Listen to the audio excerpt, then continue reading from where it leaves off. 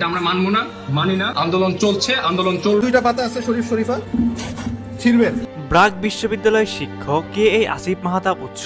সামাজিক যোগাযোগ মাধ্যমের আলোচিত টপিক ব্রাক বিশ্ববিদ্যালয়ের শিক্ষক আসিফ মাহতাব উৎস, যিনি 2024 সালের শুরুর দিকে প্রথম আলোচনায় এসেছিলেন। সপ্তম শ্রেণীর পাঠ্যপুস্তকে ট্রান্সজেন্ডার নিয়ে করা একটি অধ্যায়ের তীব্র সমালোচনা করেছিলেন এই শিক্ষক।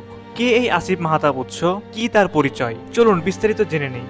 আসিফ মাহতাব 1985 সালের 1 জানুয়ারি চট্টগ্রামের রাঙ্গুনিয়া উপজেলায় জন্মগ্রহণ করেন। 2010 সালে ও লেভেল এবং 2012 সালে এ লেভেল পাশ করেন। 2013 সালে ইংরেজি বিষয়ে নর্থ সাউথ বিশ্ববিদ্যালয়ে ভর্তি হন।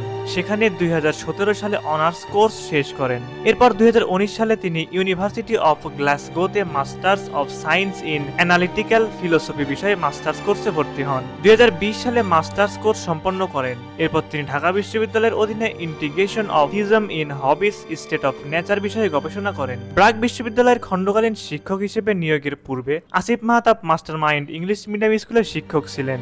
ব্যক্তিগত জীবনে আসিফ মাহতাব ইসলামী ভাব দ্বারা অনুপ্রাণিত। ইসলামের পক্ষে সবসময় উচ্চকণ্ঠে বক্তব্য দিয়ে থাকেন আসিফ মাহতাব। তিনি পাবলিক স্পিকার হিসেবে পরিচিত।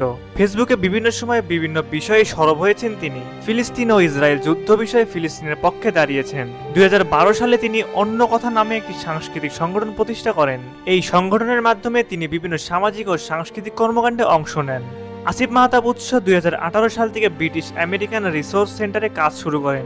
এরপর তিনি 2019 সালে মাস্টার মাইন্ড স্কুলের সিনিয়র শিক্ষক হিসেবে যোগদান করেন। তারপর তিনি বাংলাদেশ উন্মুক্ত বিশ্ববিদ্যালয়ের দর্শন সহকারী প্রভাষক হিসেবে যোগ দেন। পরে তিনি ব্রাক বিশ্ববিদ্যালয়ে একই বিষয়ে চুক্তিভিত্তিক শিক্ষক হিসেবে নিযুক্ত হন। সুপ্রিয় দর্শক, আপনারা কে কোথা থেকে দেখছেন অবশ্যই আমাদের কমেন্ট করে জানিয়ে দিন। আমরা পরবর্তী ভিডিওতে আপনার নাম ঠিকানা জানিয়ে দিব। এতক্ষণ আমাদের পাশে থাকার জন্য সকলকে জানাই আন্তরিক ধন্যবাদ।